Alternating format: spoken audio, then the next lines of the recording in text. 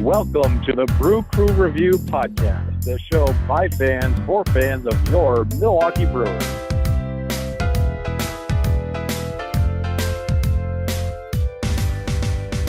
Hey, Brewer fans, how are you doing? Welcome to the Brew Crew Review Podcast number 39. Wow, 39. With me today is, of course, Scott Bartell and Vince Ruel. How are you guys doing? Hey, Craig. We're doing great. How are you? Great. Good. I just want to point out that number 39 is the number of games that Paul Mahler hit in consecutively in 1987. I remember that. I was at the 39th game, believe it or not. You were at the game, the last game? Well, no, I was at the one. I wasn't at the one where the streak stopped. I was at his last game that he actually got the 39th hit. That's awesome. Wow. And then last game, it was against the Cleveland Indians at County Stadium. Yeah, that's right. And the last game that he did not get to hit, the 40th game, then it's sort of Brewers lore. Paul Mahler was on deck, and Rick Manning got a game-winning hit against the Indians and got booed for getting a game-winning hit because he ended Paul Mahler's chance to extend his inning streak with a fifth at bat. Yeah, and it's not like that was a throwaway season either. It's not like we had only won it's not like we were out of it by any means. We were in the thick of it, and we won. Yep. Walk-off win. We're like, Yeah, but I remember listening on the radio at the time of that game. I was also upset, and if I were present, I would have either booed or tried to punch Rick Manning for getting that game-winning hit. There's just 39 game hitting streaks don't come around very often. And apparently for the Brewers, either there are no hitters. No. That was the last year they got that, 87. So that's true.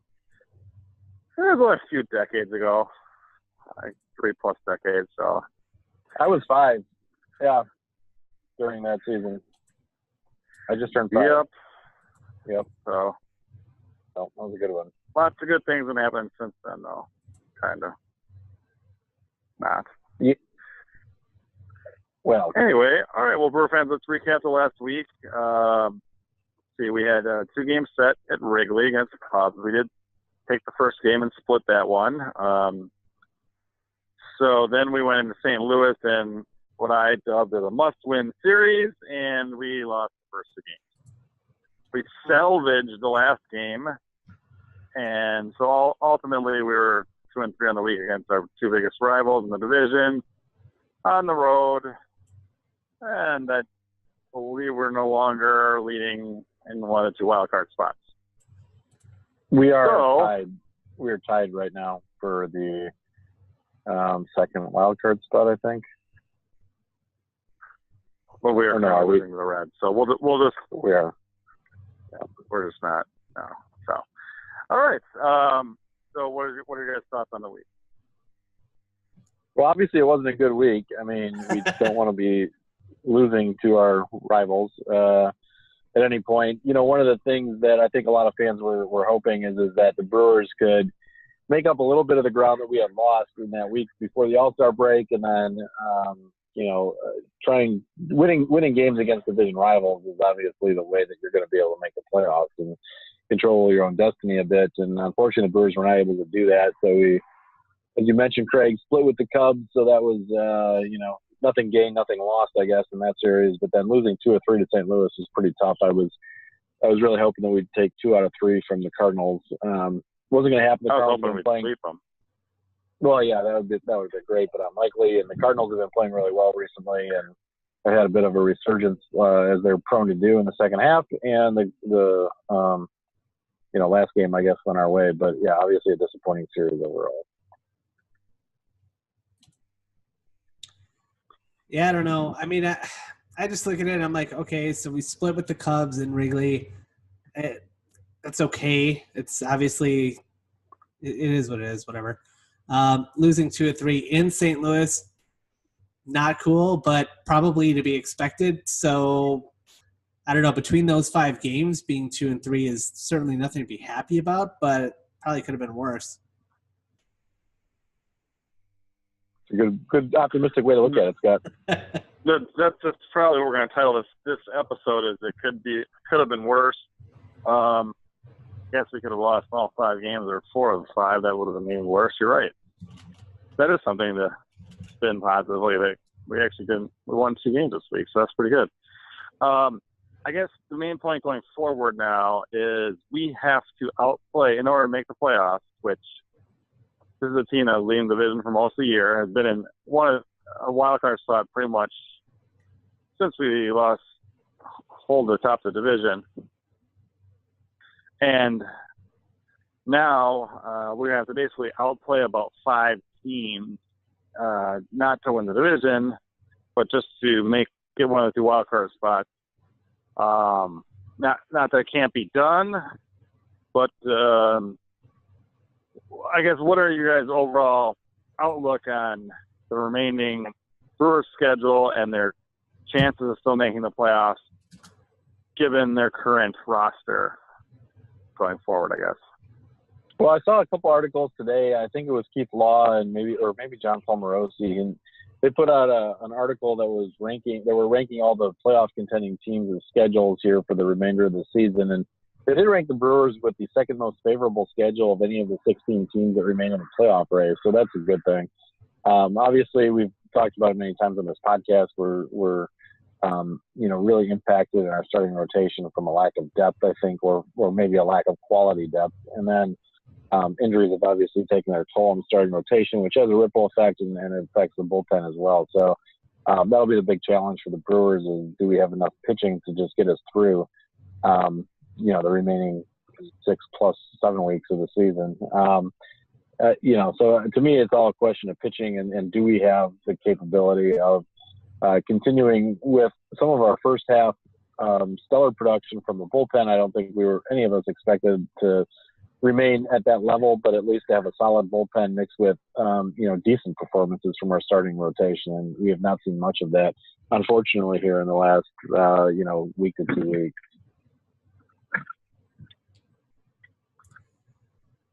Yeah, talking a little bit about the favorable schedule. I mean, even just look at, now 3 Cincinnati, 3 Pittsburgh, 3 more Cincinnati, 3 against Washington, which might be tough, but I don't know. That's a team that's pretty much laying down. I saw that they just put Harper and Daniel Murphy on revocable waivers. So I mean, they're pretty much done. Yep. I think that the schedule actually does favor the Brewers in many ways, and the Cubs have more games remaining than the Brewers do because of their rainouts in the first half and just some of the differences in the plan schedule as well. So, there is a chance that the Cubs could get tired maybe in the second half like we did, it seemed like, at the end of the first half going into the All-Star break. So, you never know what's going to happen. But if I had to just look at pure schedules, I would say that the Brewers are actually in better shape than a couple of other rivals, both for the division or for one of the wild card spots. Well, looking at their entire schedule going forward, there's a lot of games against division rivals in the NL Central. I think we have at least 6 games left against the Pirates. We have 6 against the Cubs, 3 at home, 3 more at Wrigley. We only have 1 more series left against the Cardinals. We have a bunch of series against the Reds. I think we might actually have 6 to 9 games left against them. So we really have to clean up in all those games, including when we play the Cubs and the Cardinals again, or else we're not making the playoffs, in my opinion. So the rest of the teams in there, like you mentioned, Scott, obviously the Nationals are underachievers, but Scherzer is scheduled for any of those games. That's possibly most likely a loss. So there's that, and then positive spins and positive on it. We do wrap up the season. Interesting last week. Our last 6 games, and you'd want to think at this point we'd at least be within 6, a couple of games, 6 at the most games of a wild card going in that last week or whatever, or hopefully holding on to a wild card lead. We have 3 on the road in St. Louis, and then we end the season with 3 at home against the Tigers. So obviously the Tigers are favorable, but we got to go into St. Louis and win those games, or else we're not making the playoffs. So Yeah, I mean, there's still a lot of games to be played. I mean, I wouldn't say it necessarily all comes down to last week, but certainly that last week is going to be important. And I don't see any of the teams that are still in the hunt for the wild card spots running away with it at this point. So I think the Brewers do have a fair chance at things. It just, again, I think depends on our pitching. And, it seems like our offense is either one extreme or the other. Still, I could be wrong, and you guys, I'd love to hear your opinions on this, but it just seems like we still haven't really clicked fully on offense, while at the same time that our pitching is pitching well. It seems like our offense is either carrying the team or our pitching is carrying the team, but I still haven't seen that click yet between the two, despite the fact we've been in a playoff position every day from April 28th until, Saturday. So it is interesting to me, and, perhaps that'll happen still down the stretch, but I think injuries have really taken their toll at this point, and it's very tough to compete with some of the injuries that the Brewers have had. Yeah, just looking at it's pretty much been, I guess fairly obviously, our pitching has carried us to get us to the position that we're in right now. And unfortunately, we've kind of fallen a little bit back to the middle of the pack with all of that. I mean, just to give you a little bit of an idea, I suppose, hitting-wise, let's see. We're 16th in the league in hitting. I'm actually surprised that we're even that high. So we're middle of the pack. And now in pitching, in ERA or whatever, we're 13th. So we used to be a top 5, in the league in ERA, and unfortunately that's the pitching just hasn't been there lately. And part of that has to do with, I would say, the lack of use of Jeffers and Hader, just because there's too many games now where, we're not close late in the game. We're far behind. That brings up a really great point, Scott. So Craig Counsell had a quote, in the last couple of days here, where he basically said that Jeffers and Hader could not sustain the workload that they had at the beginning of the season, no matter what the playoff situation or picture looks like. He doesn't want to pitch them, virtually every game or every other game. You guys agree with that? I mean, it seems like this is the time where it should kind of be all hands on deck. And I generally thought that Craig Counsell is a pretty excellent in-game manager and a good overall manager for the ball club, but a lot of fans are questioning his bullpen decisions at this point in the year. Maybe that's natural when a team kind of falls a little bit, and especially when a team falls out of contention. But do you guys think that his bullpen management has been suspect here in the last week? Well, I'll just end by saying I probably stayed with Corey Knebel a little bit too long as a closer role. That cost us at least 1 or 2 games minimally. But outside of that, I mean, it's hard to really criticize the use of the bullpen when it's really been spot on for most of the year. It's kind of easy to second guess some of that stuff. I mean, you can't overwork all your guys, like when you're not in position to win a game. I know Scott did point out to us that there was a game, the first game, I believe, against the Cardinals in a huge series. We were only down by 1-1 going into like the 8th, or the Cardinals half the 8th. And it was really good to hold that lead, and not that he couldn't have, but I think he used Jordan Lyles instead of one of our big guns back in the bullpen, and he allowed a couple more runs, and we ended up losing that game anyway. But that was a situation where I kind of disagreed with, not using your top guys, especially when we're coming off an off day and then actually had another off. 2 off days that week. So, I mean. Right. Yeah, and not only did he start the inning with Lyles, Craig, but he kept him in for quite a while. I think that at one point it was the bases loaded, and yeah, it's interesting. The point about Knebel is interesting to me. I mean, this is a guy that, as has been pointed out on some of our other podcasts, has been lights out last year and was just incredible for the Brewers. And I think, Scott, it was you who pointed out that he had the best season perhaps ever in the history of the Brewers organization out of the pen last year. So it's tough to just say, all right, this guy has just lost it. But clearly this year something has just never clicked for him. I go back to even opening day against the Padres on the road when he blew a save in game 1 and got injured shortly thereafter. And he just has never really looked comfortable this year, never really has been able to control his curveball, and he has to groove a fastball. And it seems like every game that we're watching Knebel, it's walks or home runs. And very few clean outings, and it's very frustrating. But again, I don't know that the Brewers can necessarily be blamed for thinking that Knebel was going to be reliable, at least going into the year. And I can definitely see the argument that he's been kept in the closer's role or in clutch situations for too long this season. But it's hard not to have at least a little confidence in the guy who put up such great numbers last year. And very frustrating. I mean, it just seems like we were really relying, I guess, on Knebel this season, and he really has not come through. Yeah, and I get that, you obviously don't want to I think the way I had worded it previously was like wasting an outing by Hader or Jeffers by throwing them in a game where, obviously the odds aren't very good that we're going to win. But these are guys that had pitched once each in like 8 or 9 days.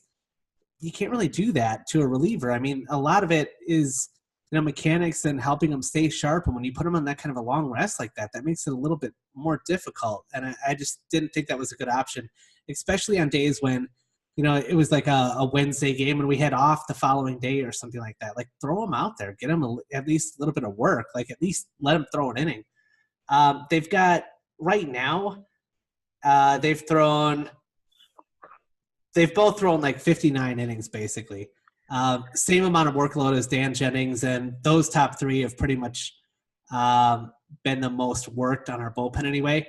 But I don't see that number as like just out of control. I mean, obviously it might be a little higher than what you want, but I just don't agree with anything that he said. Really, I don't believe it. Well, getting back to Knebel, I mean, we mentioned in our earlier podcast that Knebel's last year's stat and his overall year as a reliever of the Brewers was probably one of the most dominant seasons in the Brewers' history. So with that, Counsell, even with the injury at the beginning of the season and the blown save to kick off the year or whatever, I think he earned himself with that entire last season a pretty long leash with Counsell.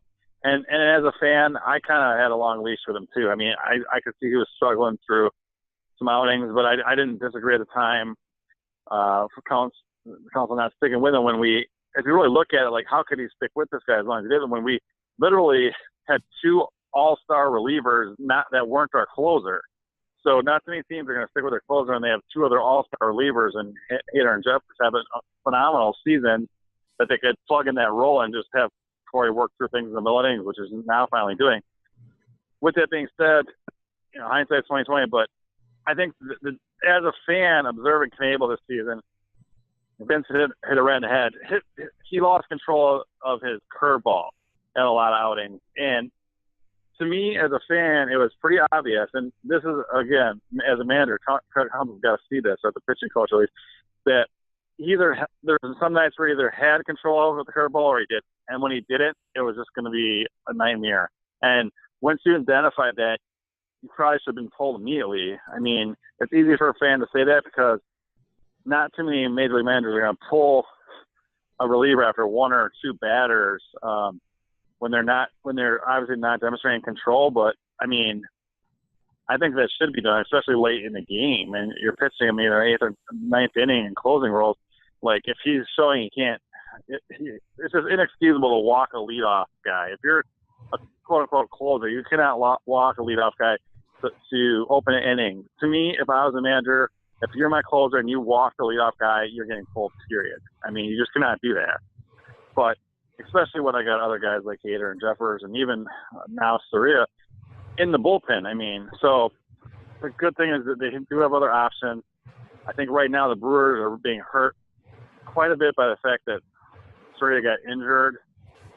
At the same time, Knebel being pulled from his role. I think it weakens our pen overall going into a pretty big playoff push here. So I really hope Soria comes back quick. Big time on that, Soria. Yeah, we need Knebel gets fixed, and either whether or not he goes give him back his role, I don't know, but he needs to get right at the ship immediately, and Soria needs to come back immediately, or else this team is in big trouble.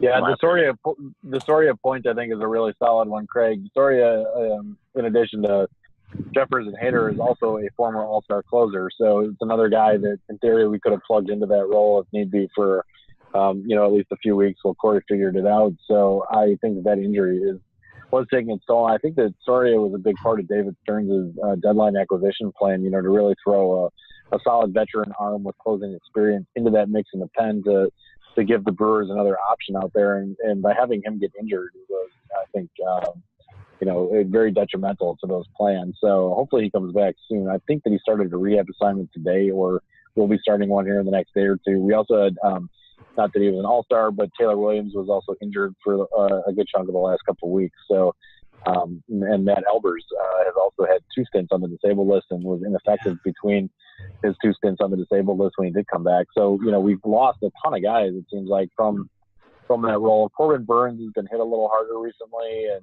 he started off incredibly strong when he got called up in July, but he's been hit pretty well the last couple of weeks. So, a lot of the guys in our pen, maybe, I don't know if they're fatigued or what the deal is. I think a lot of it, though, comes back down to the injury. Let me ask you guys this, because I agree with most of that statement. I guess when I think about it, we're 9 games away from September call-ups. Is there anyone in our minor league system that you think we can bring up that could potentially help our bullpen? Because to be perfectly honest, I can't think of one. No, I don't think so either. And they're going to call up guys like Aaron Wilkerson again, who've been up and down with the team this year. But I don't think you're going to find anybody that's terribly effective out of the pen that we can really rely on in those innings. I think that the biggest acquisitions that the Brewers could make at this point are going to be guys coming off the DL, guys like Joaquin Soria, and that's going to be, or maybe a healthy Matt Albers if he is able to truly, if we can see that his production in the last few weeks was truly because of an injury rather than just ineffectiveness. But I think Soria coming off the DL is going to be a big move for the Brewers here coming into the pen when rosters expand. I assumed one of you guys was going to say Tim Dillard, but maybe not. I was thinking it. Everyone knows that already. Of course, we could use a sidearm action in the bullpen for sure. But an interesting point I want to make about expansion of rosters, because the first thing is, casual baseball fans probably know that in September 1st, because the minor league seasons are over, rosters expand and teams are able to bring up more guys onto their active rosters. Now, a lot of people are like, oh, wow, that'll be a nice breath of fresh air and interject some nice, a relief into our bullpen or whatever. However, I think this is kind of like a double-edged sword. The fact of the matter is it can be actually dangerous to do that, because, especially a team in a playoff chase, because you think it's a good thing, but if you really start to think about it, if you bring in too many guys that aren't earning their promotion, so to speak, just, being added because they could, especially on the pitching side of it, it can be dangerous, because if you bring up, let's say, 5 relievers, from the lower, from AAA or AA or whatever, that really aren't major league experienced and are having them pitch any inning, even in for the Brewers down the stretch here, that could be dangerous. And if you have them on the roster, managers, there's a human element of the game that people are just watching the stat sheets or whatever don't see. And if you have guys in the clubhouse sitting around trying to get, your manager has some pressure or feels some obligation to get these guys working. And my take on it, and Melvin actually was pretty good at this as our former GM, that he would only bring up guys that he really thought would help the team when the roster expanded. And I'm assuming Stearns and Council will have a plan together to do something similar.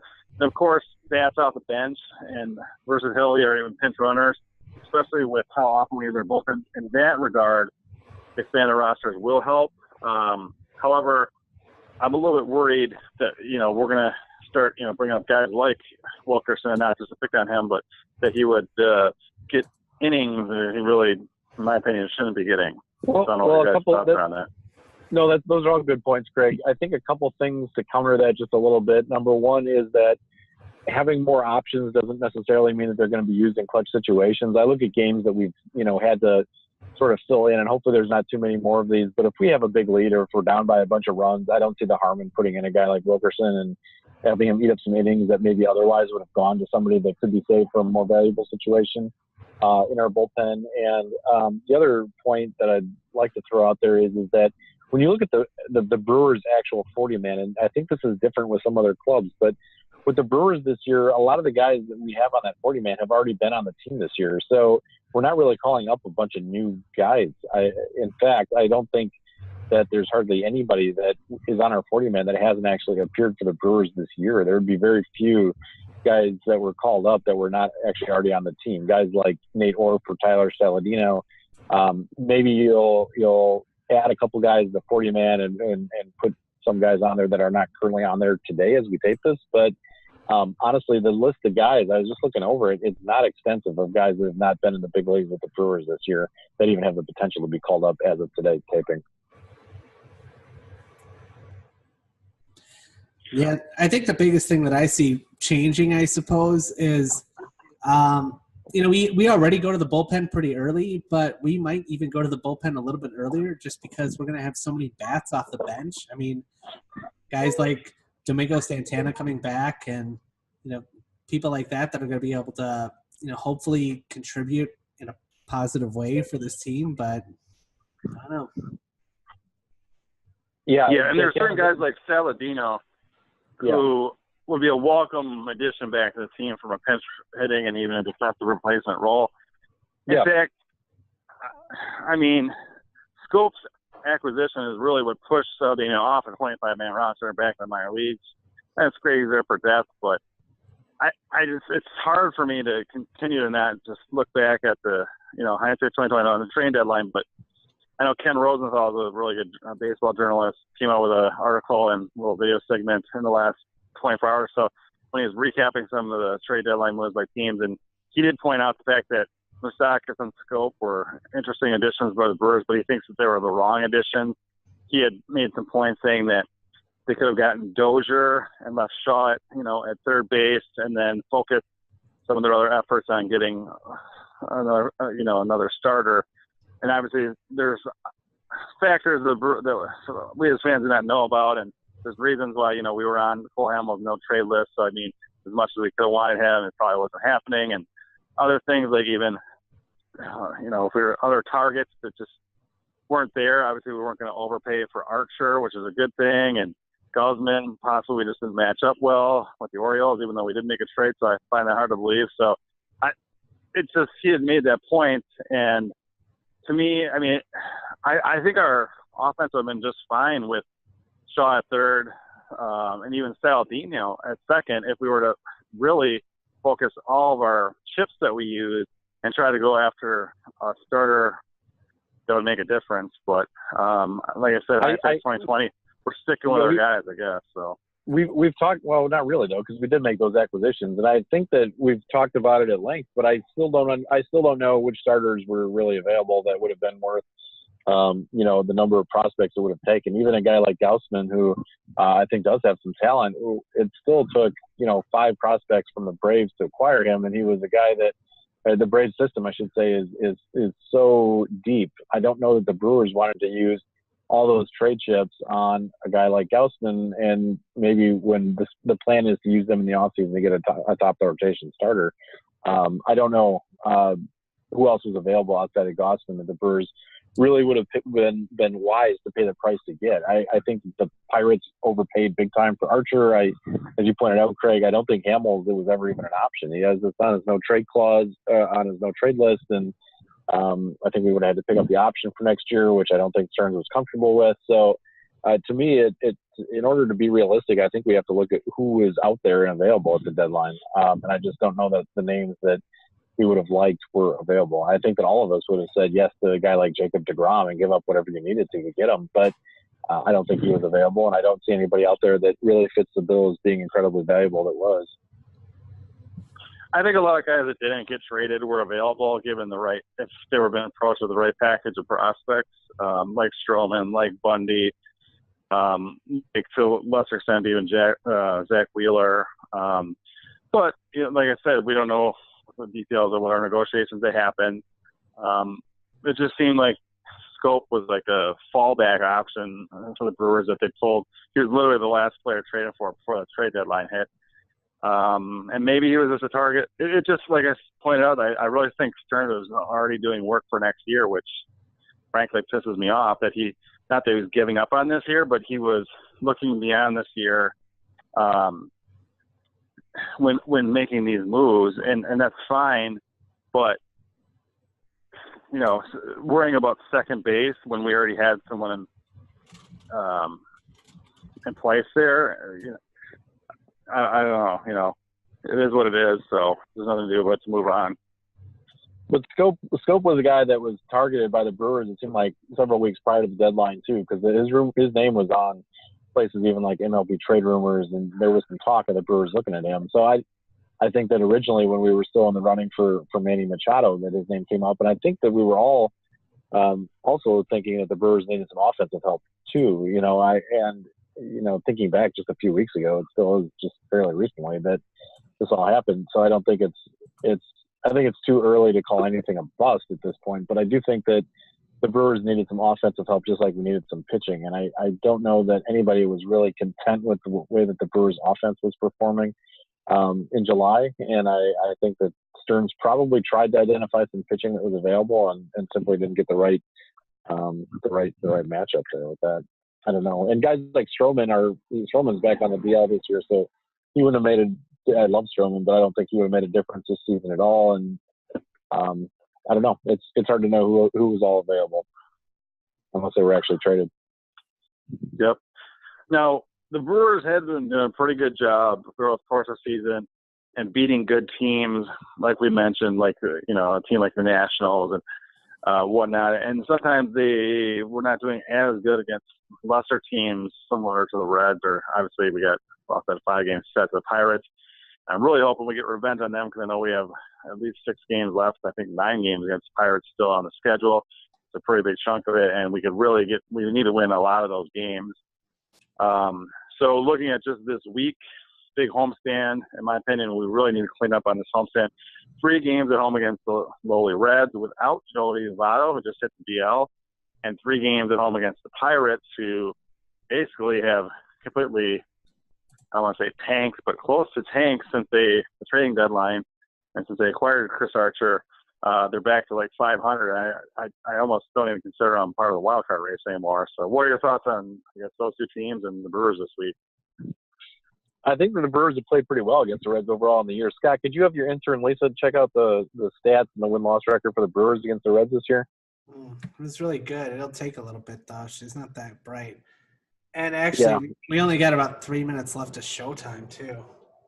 Wow. Well, our anonymous source, Tom Carter, told me that he thinks that the Brewers are going to come back against the Pirates. There's a lot of games still to be played. For some reason, we've had problems at PNC Park against them, but I do think that playing them at Miller Park, it's not a foregone conclusion that we're going to lose those games by any stretch. If we can edge the Pirates by just a couple games and then really clean up against teams like the Reds, I think that we'll be right in there in the thick of things going into the last week of the season, like you pointed out, Craig. But and according to our anonymous source, Tom Carter, that's exactly what's going to happen. All right. Well, as a Brewer fan, if you remember back to 2008, at least being within striking distance of the playoff spot with a week to go could be very exciting, especially with some home games. To wrap up the season, that could be very exciting. So let's hope for the best. The Brewers really need to right the ship and start playing better ball. And I really think, like I said, Knebel very quickly righting the ship, hopefully, and Soria coming back from the deal are huge factors. And I guess I almost feel that Kyle Davies coming back from the DL and contributing in some fashion positively is really a must at this point. I mean, we lost Brent Suter for the year, who I think was going to be a valuable swingman type, filling guy around that same range. And now with the news, which I guess we haven't really mentioned, that Jimmy Nelson is officially, I believe, not coming back this season. So he says he might be back again now. Now they flip-flopped on it. It's weird. Yeah, I'm not counting on him. And we talked about it on a podcast, like a month ago. And I think that the idea was, I don't think any of us really expected Nelson to be back this year. It just seems like it's the Brewers' way to not rush guys back from injury. And maybe that's wise, but I don't think Jimmy's coming back at all this year. And we definitely shouldn't count on him. Zach Davies is a different story, and we'll hope that he gets back. But his minor league rehabs have not looked good. I was telling Scott earlier off during our pre-production meeting that with this news, is he not coming back? Is he coming back? I mean, obviously, it would be foolish to pin any hopes on Jimmy this year at all. But with that being said, I thought it would be a good idea to get fans fired up if Council came out and said that Jimmy Nelson, there's a possibility that he could come back, but it would most likely only be to pitch games 4 and 7 of the World Series. I would love it. That'd be awesome. That'd be awesome. That's what timeline he's on. So that Brewer fans can hold on to that glimmer of hope that he'll be back somehow. Wasn't it Giovanni in 2008 that he had been injured in May of that year or April of that year in Chicago, and then he came back and was on the postseason roster for the first time that he pitched since then? Yeah, absolutely. In fact, Scott broke that story to the national media, if I remember correctly, because he got an anonymous source. Tom Carter? I don't think actually it was another anonymous source who will be left in that tipped him off that Giovanni had a personal relationship with Giovanni and told Scott that he was going to be coming back to pitch, and yeah, that's what happened. But anyway, you mean Alex Sanchez, the bullpen attendant, or the clubhouse attendant? You weren't supposed to. Oh well. We'll call him A Sanchez or Alex. It's time for us to wrap up the show. We're done. We finished. All right, guys. Go Brewers. Brewer fans. Go Brewers.